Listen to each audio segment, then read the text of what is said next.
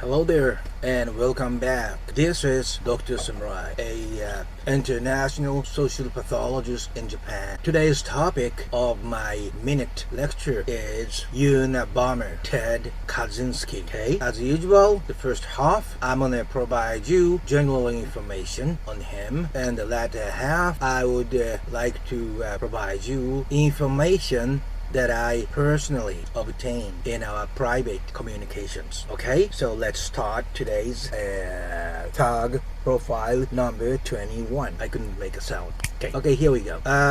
Ted one time became, I think, assistant professor at UC Berkeley in mathematics.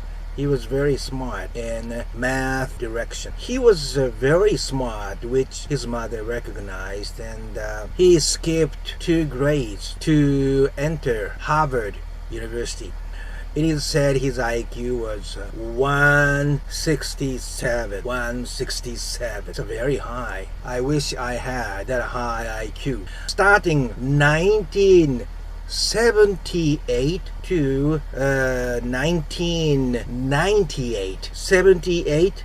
98. So those 20 years, he literally abandoned his academic career, started to live a primitive lifestyle among a deep mountain, which is away from human civilization, made of wood and very small, it's like as small as a little bit bigger than prison cell maybe, okay? And he thought of university and airlines as being an axis, like a pillar of human civilization. So his aim was to destroy those pillars by his bomb. So university and airline, Unabomber. Unabomber was his moniker, okay? He killed 3 people and injured 23. But remember, 3 sounds very low. But he reigned for 20 years, right? Nobody could expect what's coming, right? And in that situation, 3 people died and 23 people injured. Some lost their eyesight, okay?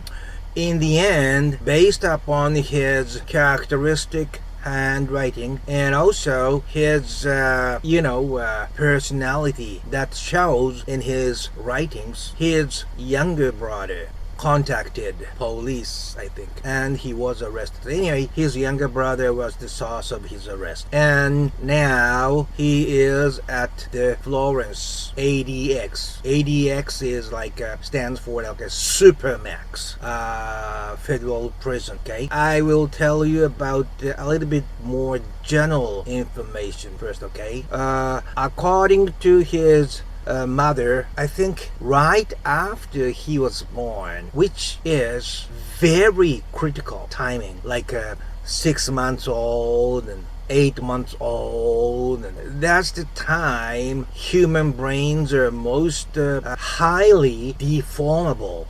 At the time he developed very severe hives, so he had to be kind of isolated. So before in hospitalization, he was, always smiling and, kind of a fun boy, fun and happy boy. But after that isolated period of hives, he changed completely, became very quiet, started to stop showing his emotions, and he kind of retreated, so to speak, psychologically. But after he entered elementary school, he regained part of his sociability, and some sort of leader, he was very popular. We start to enjoy school lives, but recognizing his IQ was unusually high, his mother, who I think was overly enthusiastic about highly educating Ted, compelled him to skip 2 grades, and those older classmates started to bully Ted. So, although he was smart academically, as a personality, he was said to be as if he was an old man. This is very severe. Okay? It is said that if he was pushed into the corner socially, he became immobile. So those two, characteristics of his personality, academically very high level, but at the same time pathologically shy. Having those two characteristics, he finished his high school, and without being fully ready for university life, he entered Harvard University. This is a little bit off information, but in the middle of 20s, he started to feel that he was a woman. So I think because he could not communicate it enough during those time of high plasticity, those early childhood, he could not establish his ego as male. So he could not have sexual role model. So he went into the middle and started to feel like he was as if female. That's what he felt at the during the middle of 20s. Okay. After that, he sort of transferred to multiple universities to obtain his master's degrees and the doctoral degrees, and in the end, he was hired as an assistant professor at the UC Berkeley with very high prospects, so to speak. The head of the department thought he would make some kind of a very high level milestone as a researcher. So he started to be math assistant professor at UC Berkeley. However, as you can expect, it's impossible to develop, human communications in an instance, right? So he was isolated from his peers, and even if he was invited to party, he did not, attend. And the students who took his classes started to make fun of him because of his unusual character, not so communicable and so on. So I think it was when he was 29 years old, he already retired. He could not bear the pain anymore. And he flew over to Montana State and started to live as close to a primitive man as possible, okay, at the age of 29. So within almost 30 years of his birth, he seemed to have experienced everything that is negative. And after that, as I have mentioned a little bit, until he became 53 years old, he kept sending provocative letters to Washington Post, New York Times, because he was very smart and intelligent.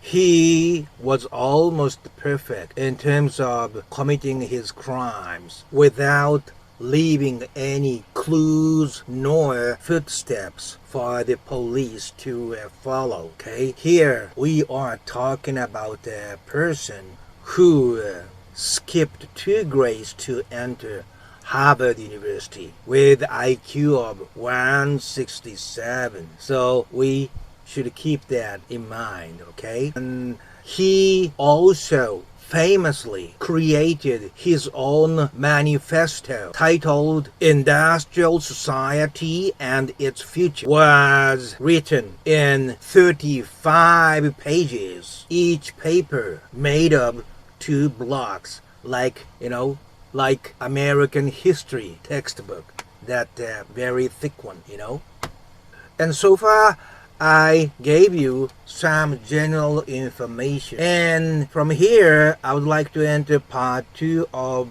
the Dr. Kaczynski that I know. Although, as a researcher, he is much smarter than I am, that I accept and admit. Although I have as high passion in my field as he had in mathematics at the time. Sounds a little bit excuse, but I'm telling you the truth. So, with a show of respect to him in the same field, I used to call him Dr. Kaczynski. Okay? Interesting thing is, his handwriting was very clear as typewritten. The format of his letter was following that of academic articles. Put the page and titles.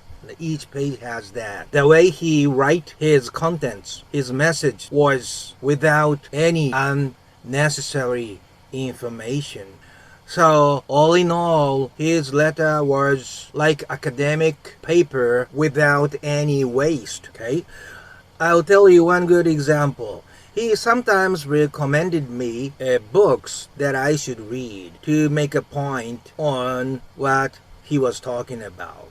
Even in such case, he wrote references, and the way he introduced was exactly following the academic, rules of writing down the references. So it was very impressive. This kind of thing, most people never know. He is a criminal, right? I mean, no offense, but and he is now at Florence ADX, right? That's his cell on that Florence, right? But as if that Florence cell was his academic office on UC Berkeley campus, there were some people who surround Dr. Kaczynski. Some people, I mean people in academia, like some associate professors, some assistant professors, and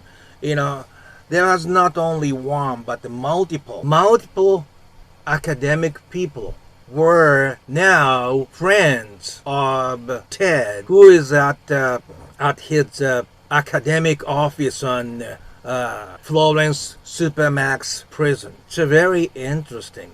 I think, I don't know, to those people, he appeared and seemed charismatic.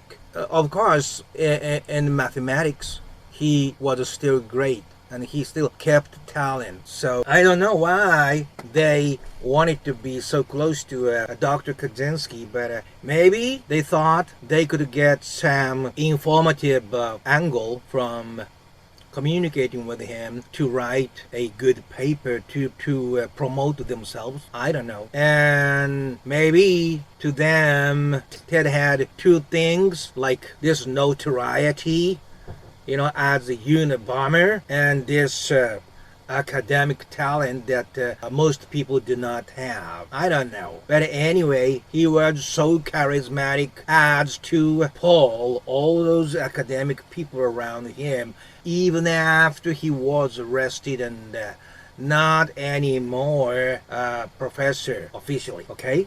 Have I ever told you that all crimes are because of personal anger? In the case of Dr. Kaczynski, it was not an exception either. And again, this is an iron rule. Every crime happens because of something personal. Trust me on this, okay? I am very good in my own field. It's like this. Ted was lonely all the time, since he was a little kid, right? But there was this secret small hill that only he knew in his childhood. So I guess he kind of climbed up the path, which is not easy to go up, and Here it was, a small hill which he loved very much. I think he took a nap there or camped there or whatever. It was something like his psychological oasis. But as I said, after he abandoned his academic career, moved on to primitive, and he went back to his good old Luling comfort hill.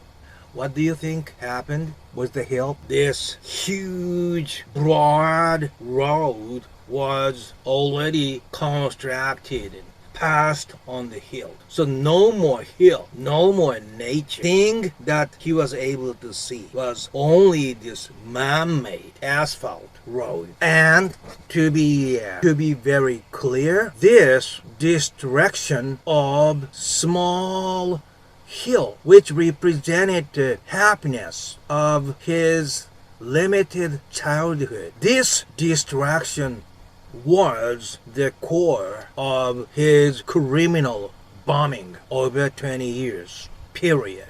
Because his precious hill was destroyed by human civilization. He now, deserted by human civilization, decided to pay back at the human civilization in his own way, using his specific talent. Might possibly, though, in his mind, this small, untouched hill full of nature was equal to himself. He was destroyed by those unkind, inhumane, unthoughtful people. He was traumatized by those civilized people. And in the same way, that hill he loved so much, which probably saved his life from committing suicide, was also destroyed by human civilization. So hill and him was the kind of overlapping, the same thing in his mind maybe. It's right after that he started to send bombs to multiple universities, multiple professors, multiple airlines, and so on. And in our correspondences between him and me, even if I asked him about his criminal acts, he just ignored, and he rather gave me his views on what is going to happen in the future.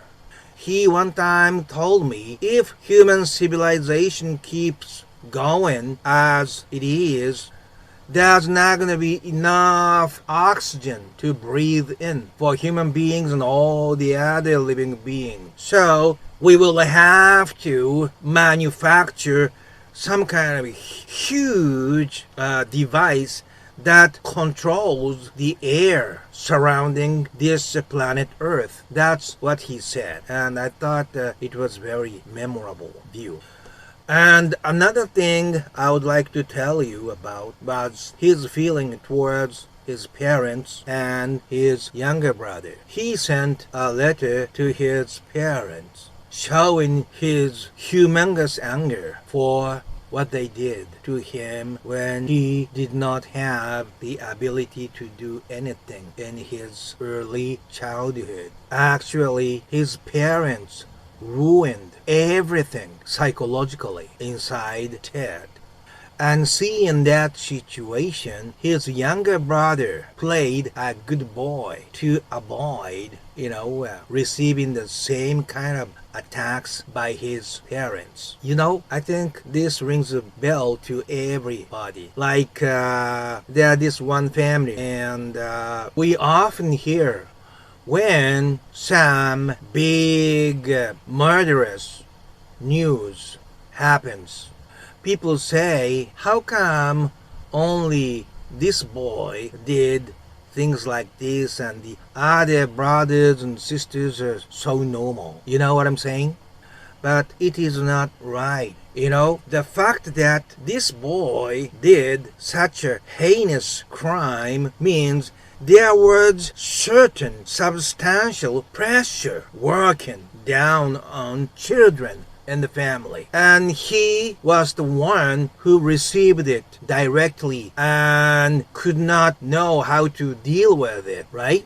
But what about all the other siblings? They must have done their very best to avoid what their older brothers were receiving. For example, some might have gone for drugs, some committed suicide, some went for crimes, and some carried devastating psychological trauma inside. So there's no such family that there's only one child who accidentally caused notorious murderous acts. No. That never happens. There was this undeniable pressure, and all the rest of the siblings received that effects as well in a different way. It is said that Ted sent a letter to his parents saying, "Once you died, I just couldn't wait spitting on your dead bodies." Can you imagine this? How angry he was? You die, I will spit on your dead body. There's nothing more aggressive than this to parents.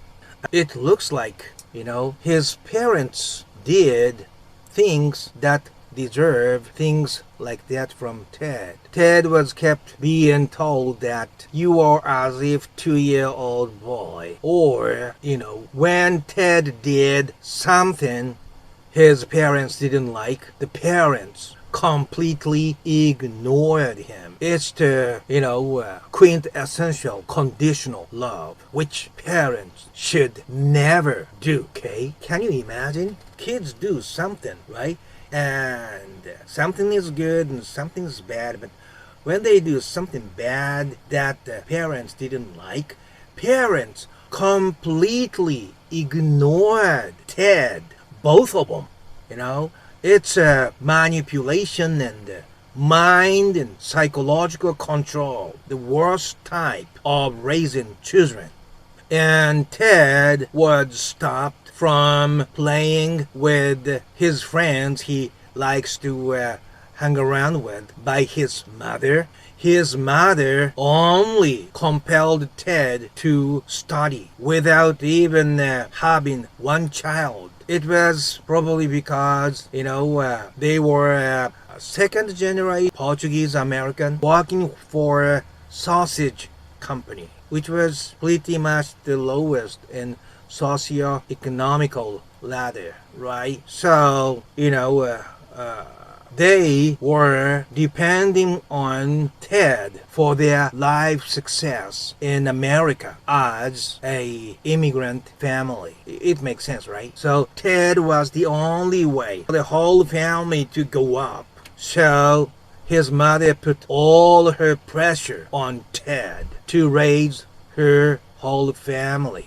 But there's no such boy who could stand such pressures like a machine. And it left a huge scar on Ted's mind. And that scar didn't even stop on spitting on their dead bodies, but even spitting and killing all the other people in society who did not have anything to do with their family issues. Do you understand this? This is what it is.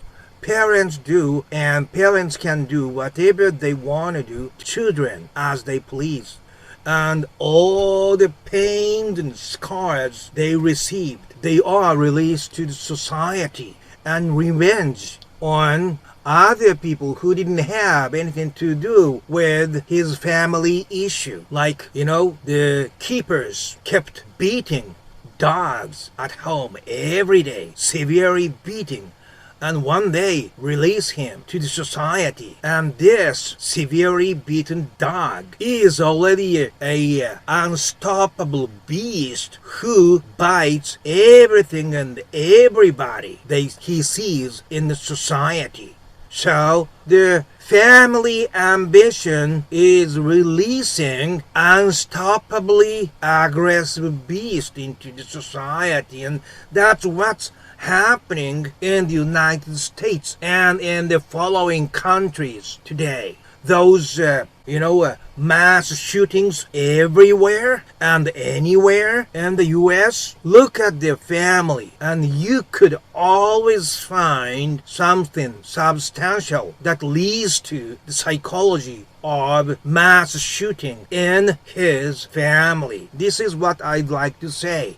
Family must be a place to raise kids so that he could live on his own after parents passed. But in this age of such advanced capitalism, everybody is so selfish. Everything must be their own possessions, including their kids. So they try to possess him, and in that process scars him so bad. That's why we cannot believe anybody today outside. Only exchange shallow high. Okay? So we have to think about the role of each family on their kids if we want to make our society back to be safe and peaceful place even for little kids and little puppies. Sorry, I was carried out a little bit, but that's what I wanted to emphasize in my research anyway. And Ted had been controlled psychologically by his parents on conditional love, and because of that he could not meet with other people, and of course could not set up and establish his own ego, which is the engine to live through the society once they grow up. He couldn't even establish his own ego. He couldn't even set up himself. That's why his sexuality was fragile too. And he became unlivable existence within the society. So he retreated back in the hot in the deep mountains, and with that as his station, he revenged on human society and human civilization with his fangs, which was sharpened by his childhood family life. This is it, Although I kind of feel like I went too slow, but I believe I gave you necessary information to understand what really happened with Dr. Ted Kaczynski. It was another sad case, but what's more sad is those who were hurt and damaged by Ted, who didn't have anything to do with his parents. Okay, so again, we as a whole society have to rethink about what we should do as a family.